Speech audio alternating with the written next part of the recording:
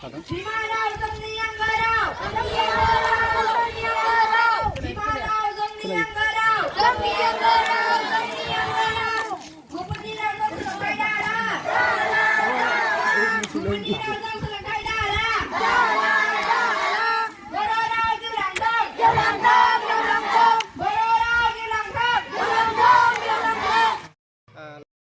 गिबियावनो नोंथांमोननि निउस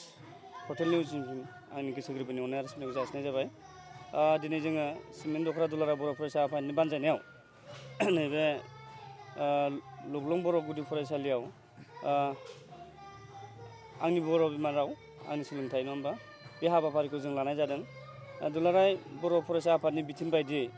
जों बावैसो बे मिसनखौ लानाय जादों। जिहेतु जोंनि बर' रावा थांना थानोब्ला जोंनि बर' गुदि फरायसालियावथ' थांना थानांगोन आरो जोंनि माखासे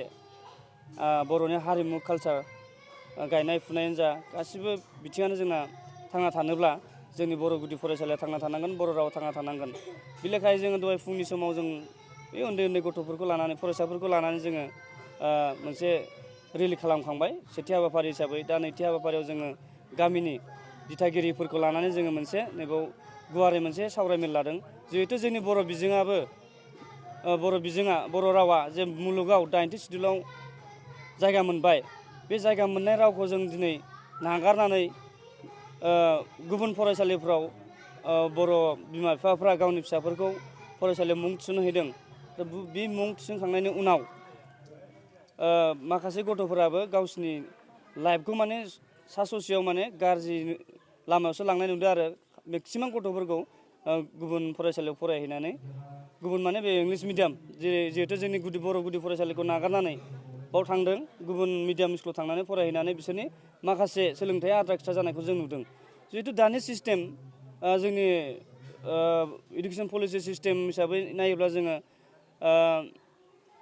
मा होनो बेखौ नायोब्ला जोंनि बर' गुदि फरायसालियावबो जोंनि बे टेट परिखा पास जानाय बर' फोरोंगिरिफ्रा जोंना दिनै लासै लासैनो आबुं जालांगासिनो दं। बे लेखायै जों नायोब्ला जोंनि बर' मिडियाम फरायसालिफ्राबो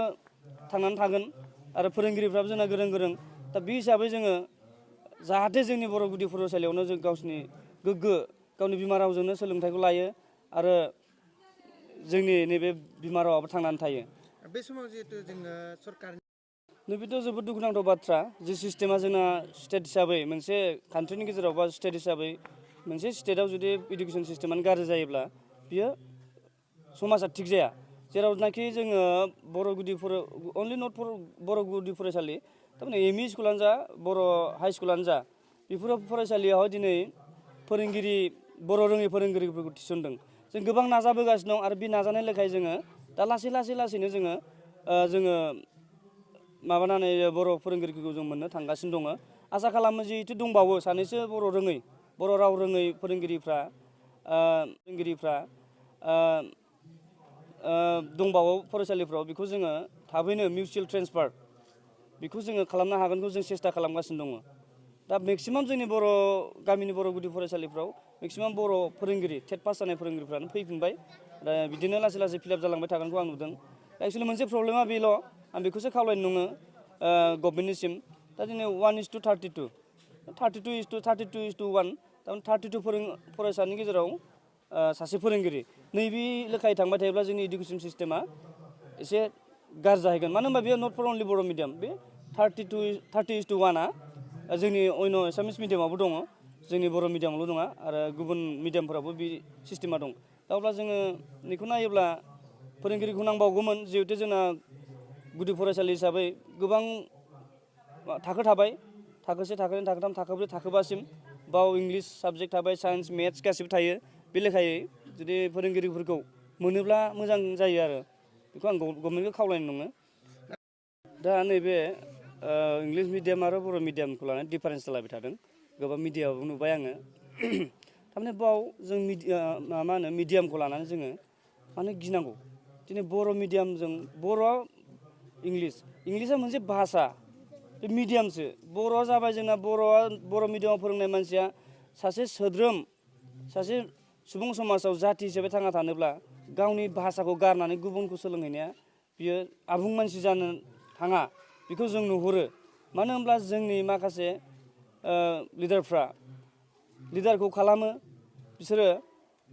माखौ लिडार खालामो आं सिन्थासो खालामो आं बहुद नायबाय दं दाख्लैबो माखासे पर्टेल निउस आरो फेसबुकफोराव जों नुबाय लिडारफ्रानो गावनि फिसाफोरखौ फोरोङा आरो मोनसेया जाहैबाय